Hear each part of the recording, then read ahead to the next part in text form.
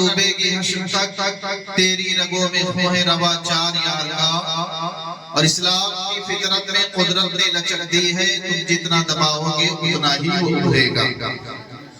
ایک مرتبہ درود پاک پڑھیں، اللہم صلی علی سیدنا شفیعنا حبیبنا مولانا محمد مبارک وسلم، صلاۃ و سلام علیک یا رسول اللہ صلی اللہ تعالی علیہ وسلم۔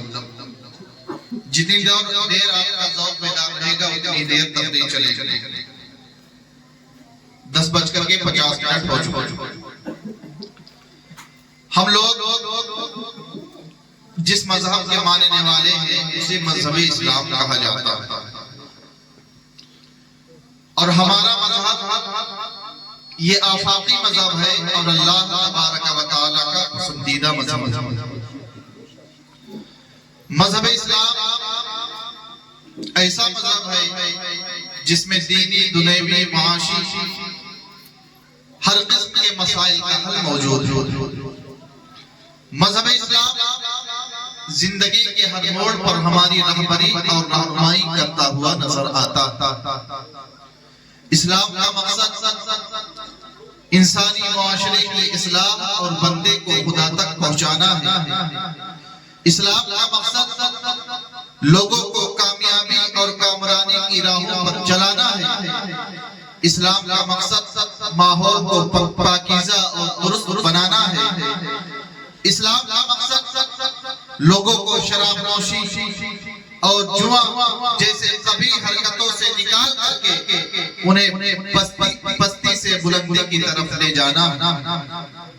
تو مذہب اسلام نے اپنے ماننے والوں کو جو نظام زندگی عطا کیا ہے، جو قانون مذہب اسلام نے اپنے ماننے والوں کو دیا ہے، وہ قانون زندگی کے ہر موڑ پر ہماری رہبری اور رہنمائی کرتا ہوا نظر آتا ہے۔ معلوم ہوا مذہب اسلام ہی سچا ہے، مذہب اسلام ہی حق ہے، لیکن میں آپ کو بتانا یہ چاہتا ہوں مذہب اسلام کے علاوہ دنیا میں اور بھی بہت سے مذاہب پائے جاتے ہیں۔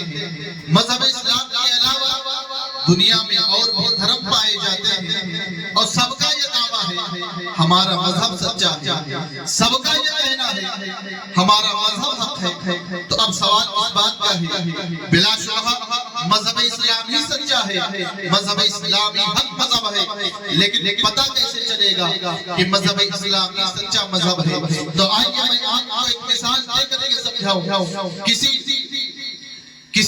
آدمی کے کسی محبوب کے چند عاشق ہو، کسی معشوق کے چند عاشق ہو، اور سب کا یہ دعویٰ ہو محبوب ہم سے محبت کرتا ہے، محبوب ہم سے راضی ہے، محبوب ہم سے بڑی محبتیں کیا کرتا ہے، تو اب جھگڑے کی صورت ختم کرنے کے لیے یہ کرنا ہوگا خود محبوب سے پوچھ لیا جائے وہ کس سے محبت کرتا ہے، خود محبوب سے پوچھ لیا جائے وہ پیار کس سے کرتا ہے، خود محبوب سے پوچھ لیا جائے وہ کسے چاہتا ہے۔ محبوب بتا دے گا، جھگڑا ختم ہو جائے گا، محبوب بتا دے گا، یہ بات ظاہر ہو جائے گی کہ محبوب کس سے پیار کرتا ہے، محبوب راضی کس سے ہے۔ جواب اتنا سمجھ گئے ہیں تو بلا تشبیہ و تمثیل دین کو اختیار کیا جاتا ہے، پروردگار عالم کی رضا کے لیے اختیار کیا جاتا ہے، دین کو اپنایا جاتا ہے، اللہ تبارک و تعالیٰ کی خوشنودی کے لیے اپنایا جاتا ہے۔ تو ہر دھرم والے کہتے ہیں ہمارا مذہبی حق ہے، تو آؤ کسی اور سے نہ پوچھ کر کے اللہ تبارک و تعالیٰ سے پوچھ لیتے ہیں، اے پروردگار عالم تو بتا دے کون سا مذہب سچا ہے اور کون سا مذہب تیرے نزدیک سب سے پسندیدہ ہے۔ جب ہم نے بارگاہ رب العالمین میں اتنا عریضہ پیش کیا ہے، پروردگار عالم نے قرآن پاک میں ارشاد فرمایا ہے جھگڑتے کیوں ہو، تم جھگڑا کیوں کرتے ہو؟ اللہ ارشاد فرماتا ہے ان الدین عند اللہ الاسلام، بے شک دین اللہ کے نزدیک اسلام ہے، بے شک پسندیدہ دین اللہ کے نزدیک کوئی ہے، تو وہی جسے مذہب اسلام کہا جاتا ہے۔ پتہ چلا دنیا میں جتنے بھی دھرم پائے جاتے ہیں، دنیا میں جتنے بھی مذاہب ہیں، ہر مذہب حق نہیں ہے۔ اگر حق ہے تو مذہب اسلام ہی حق ہے، اگر سچا مذہب ہے تو مذہب اسلام ہی سچا مذہب ہے۔ اور میں آپ کو بتاتا چلو مذہب اسلام کو چھوڑ کر کے اگر کوئی اور کوئی اختیار کرے گا اسے اللہ تبارک و تعالیٰ اس کی طرف سے قبول نہیں فرمائے گا، اس لیے کہ اللہ ارشاد فرماتا ہے وَمَن يَبْتَغِ غير الاسلام دينا فلن يقبل منه وهو في الاخره من الخاسرين. مذہب اسلام کو چھوڑ کر کے اگر کسی نے کسی اور دین کو اختیار کیا ہے، اللہ ارشاد فرماتا ہے اس کی طرف سے وہ قبول نہیں کیا جائے گا، اس کی طرف سے ہرگز اسے قبول نہیں کیا جائے گا اور وہ آخرت میں گھاٹے والوں میں سے ہوگا.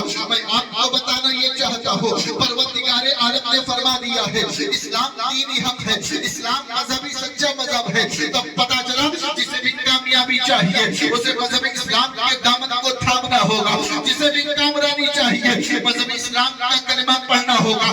مذہب اسلام کو چھوڑ کر کے اگر کوئی اور دین اختیار کرتا ہے پروردگار عالم اس کی طرف سے وہ قبول نہیں فرمائے گا. یہ تو ہو سکتا ہے دنیا میں لوگ اسے کامیاب کہیں، یہ تو ہو سکتا ہے دنیا میں لوگ اسے کامیاب سمجھیں، لیکن حقیقت میں جو کامیابی ہے وہ آخرت کی کامیابی ہے. اور اللہ تبارک و تعالیٰ نے ارشاد فرما دیا ہے آخرت کو گھاٹے والوں میں سے ہوگا.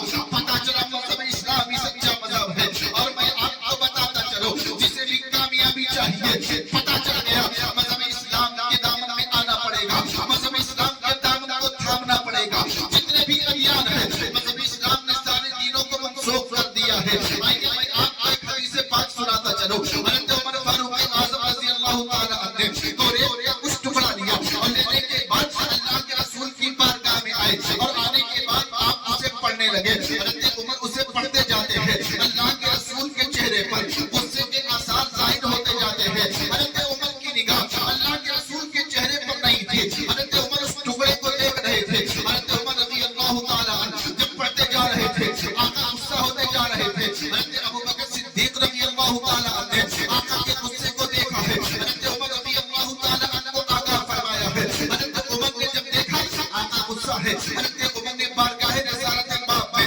معافی چاہی. اللہ کے رسول نے ارشاد فرمایا اللہ رب العزت کی قسم ہے اگر موسیٰ بھی آج ظاہر ہو جائے اور تم مجھے چھوڑ دو گے ان کی اطاعت کرو تو تم گمراہ ہو جاؤ گے. آگے اللہ کے رسول نے ارشاد فرمایا اگر موسیٰ آج ظاہر ہو اور وہ میری نبوت پاتے تو وہ بھی میری پیروی کرتے. پتہ کیا چلا اللہ کے رسول نے فرما دیا اگر آج موسیٰ علیہ السلام بھی آ جائے تو وہ بھی مذہب اسلام کا کلمہ پڑھیں گے، وہ بھی اللہ کے رسول کی پیروی کریں گے. پتہ چلا مذہب اسلام نے سارے دینوں کو منسوخ کر دیا ہے. اگر کسی دین کا سکہ چلے گا تو کوئی اور دین نہیں ہے، وہی دین ہے جسے مذہب اسلام کہا ہے. تو مذہب اسلامی حق مذہب ہے، مذہب اسلامی سچا مذہب ہے. آئیے میں آپ کو بتاتا چلوں کہ اگر کسی عیسائی سے پوچھا جائے بتاؤ تمہارے مذہب کی بنیاد کس پر ہے تو عیسائی کہے گا ہمارے مذہب کی بنیاد محبت پر ہے. اگر کسی غیر مسلم سے پوچھا جائے بتاؤ تمہارے مذہب کی بنیاد کس پر ہے تو کہے گا ہمارے مذہب کی بنیاد اوست پر ہے کہ ہر چیز میں اللہ تبارک و تعالیٰ کا جلوہ نظر آئے. تو میں کہوں گا مسلمان کہے گا اگر مسلمان سے پوچھا جائے بتاؤ تمہارے مذہب کی بنیاد کس پر ہے مسلمان کہے گا ہمارے مذہب کی بنیاد توحید ہے، ہمارے مذہب کی بنیاد رسالت ہے اور ہمارے مذہب کی بنیاد آسمانی کتاب ہے. آئیے میں آپ کو بتاتا چلوں جس طریقے سے آسمان میں سورج ایک ہے، جس طریقے سے جسم میں دل ایک ہے اور جس طریقے سے ساری کائنات کا بنانے والا ایک ہے اسی طریقے سے ساری کائنات کا بنانے والا بھی ایک ہے جسے اللہ رب العزت کہا جاتا ہے. اور پھر اللہ اور مخلوق کے درمیان واسطہ کی ضرورت ہے جو پروردگار عالم سے فیض لے اور مخلوق کو عطا کرے. اسی فیض کو، اسی واسطے کو، اسی وسیلوں کو نبی کہا جاتا ہے. ہوا، آگ، پانی، مٹی یہ نبی نہیں ہو سکتے ہیں اس لیے کہ یہ بول نہیں سکتے ہیں. اور ہمارے مذہب کی بنیاد آسمانی کتاب پر بھی ہے. آسمانی کتاب کہتے کسے ہے؟ اللہ کی کتاب ہوتی کیا ہے؟ تو اللہ کی کتاب وہ ہوتی ہے جس کا مثل انسان پیش نہ کر سکے، جس کی طرح انسان کوئی صورت بنا کر کے نہ پیش کر سکے. آؤ دیکھو تو صحیح جب اللہ تبارک و تعالیٰ نے کلام بلاغت کو آقا کریم صلی اللہ علیہ وسلم پر نازل کیا تھا کفار مکہ نے اعتراض کیا تھا اے محمد یہ جو کلام آپ پر نازل ہو رہا ہے یہ کلام خدا کا کلام نہیں ہے، یہ تو کسی بندے کا کلام ہے، یہ تو کسی انسان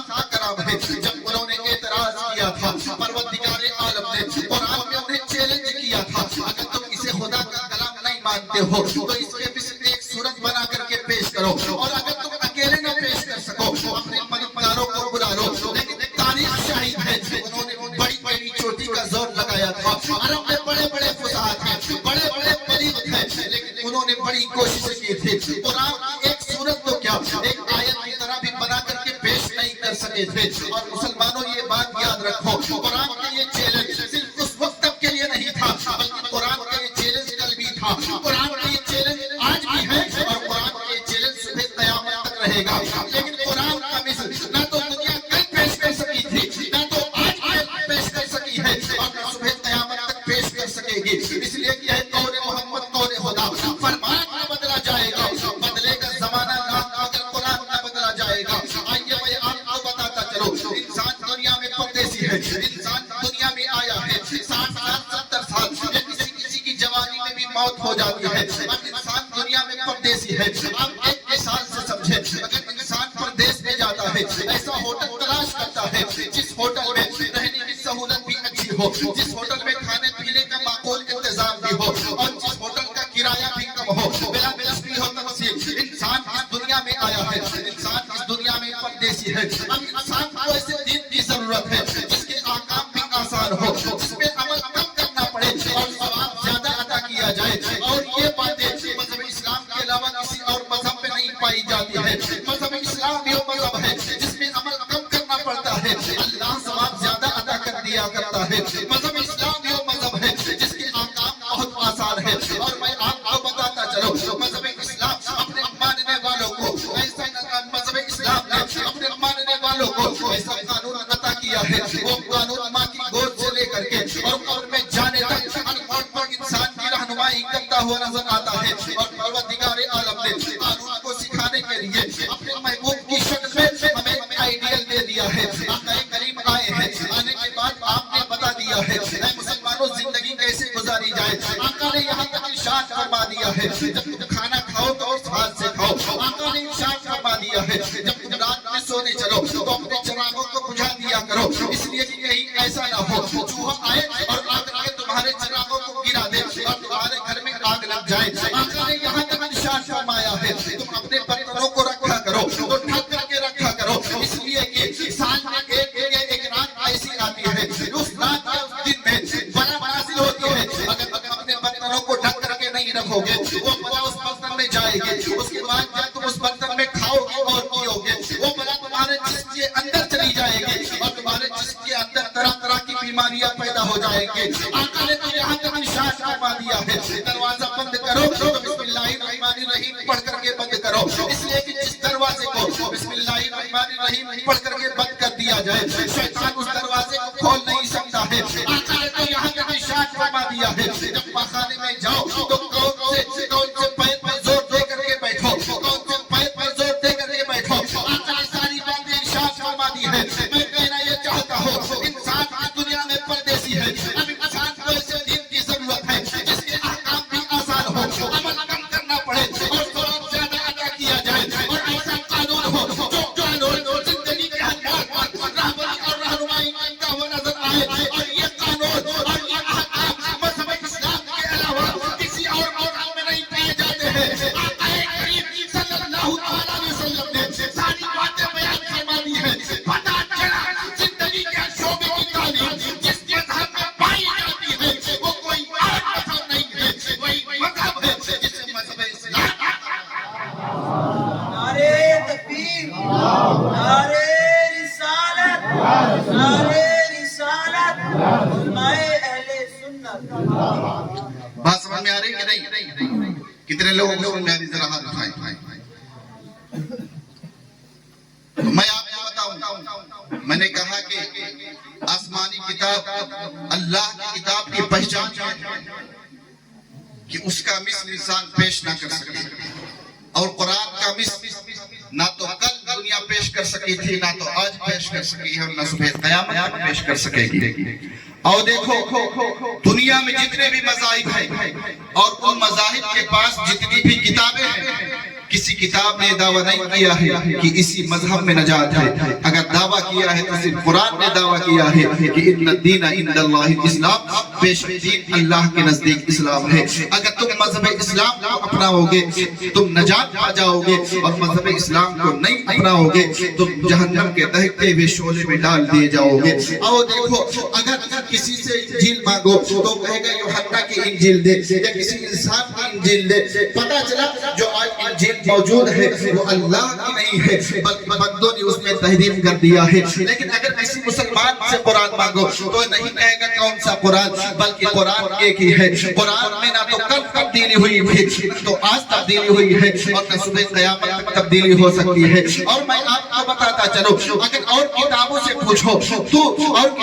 پوچھو تو کہاں سے آیا ہے تو کتابیں خاموش رہیں گی. لیکن اگر قرآن سے پوچھا جائے اے قرآن تو بتا دے کہاں سے آیا ہے تو قرآن کہے گا میں رب العالمین کی طرف سے آیا ہوں. اور اگر کتابوں سے پوچھا جائے اے کتابیں یہ بتا دے تجھے لے کر کے آنے والا کون ہے, کتابیں خاموش رہیں گی. لیکن اگر کتابوں سے پوچھا جائے, اگر قرآن سے پوچھا جائے اے قرآن تجھے لانے والا کون ہے, قرآن کہے گا مجھے لانے والا جبریل امین ہے, مجھے لانے والے سارے فرشتوں کے سردار ہیں. اور اگر کتابوں سے پوچھا جائے کہ وہ کس رات میں نازل ہوئے ہیں تو کتابیں خاموش رہیں گی. لیکن اگر قرآن سے پوچھا جائے اے قرآن تو بتا دے تو کب آیا ہے, قرآن کہے گا میں لیلۃ القدر میں آیا ہوں. اور اگر کتابوں سے پوچھا جائے اے کتابیں یہ بتا دو, اے کتابیں یہ بتا دو تم کس پر نازل ہوئے ہو, کتابیں خاموش رہیں گی. لیکن اگر قرآن سے پوچھا جائے اے قرآن تو بتا دے تو کس پر نازل ہوا ہے, قرآن کہے گا میں اللہ کے محبوب پر نازل ہوا ہو, دونوں عالم کے مالک و مختار پر اترا ہو. تو یہ قرآن ہے جس میں نہ تو تحریف کل ہوئی تھی نہ تو آج ہوئی ہے,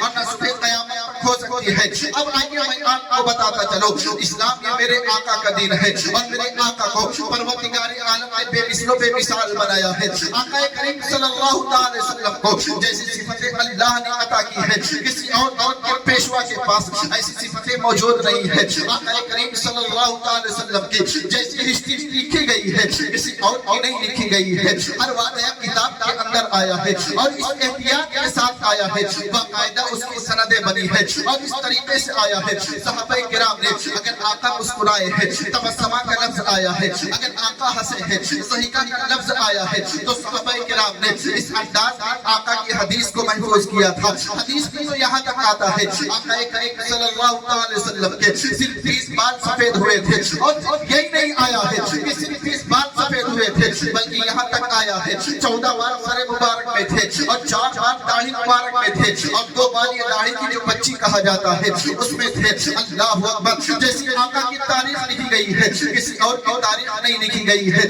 میں آپ کو بتانا یہ چاہتا ہوں لیلا مجنون کا عاشق تھا, فرحان شیری کا عاشق تھا, اور نہ جانے کون کس کا عاشق تھا, لیکن مجنون لیلا کی تاریخ نہیں لکھی ہے, فرحان شیری کی تاریخ نہیں لکھی ہے. اور دنیا میں بہت سے بادشاہ ہوئے ہیں لیکن کسی نے اپنی سوانح عمری نہیں لکھوائی ہے, کسی نے اپنی ہسٹری نہیں لکھوائی ہے. اب سوال اس بات کا ہے مجنون لیلا کا عاشق تھا, فرحان شیری کا عاشق تھا, تو آخر کس وجہ سے مجنون لیلا کی تاریخ نہیں لکھی ہے, فرحان شیری کی تاریخ نہیں لکھی ہے, اور بادشاہوں نے اپنی سوانح عمری کیوں نہیں لکھائی ہے. تو میں آپ کو بتاتا چلو, اگرچہ مجنون جانتا تھا لیلا بہت حسین ہے, اگرچہ فرحان جانتا تھا کہ شیری بہت حسین ہے, اگرچہ بادشاہ جانتے تھے ہمارے پاس بہت سے ہنر موجود ہے, لیکن وہ تمام لوگ اس بات کو جانتے تھے ہمارے اندر عیب بھی ہے. اگر ہم ہسٹری لکھوائیں گے, اگر ہم اپنی سوانح عمری لکھوائیں گے تو ہم دنیا میں اپنے عیب کو کھول دیں گے. لیکن قربان جاؤ آقا کریم صلی اللہ علیہ وسلم کی ذات پر صحابہ کرام کو یقین تھا میرے آقا رب کے محبوب ہے,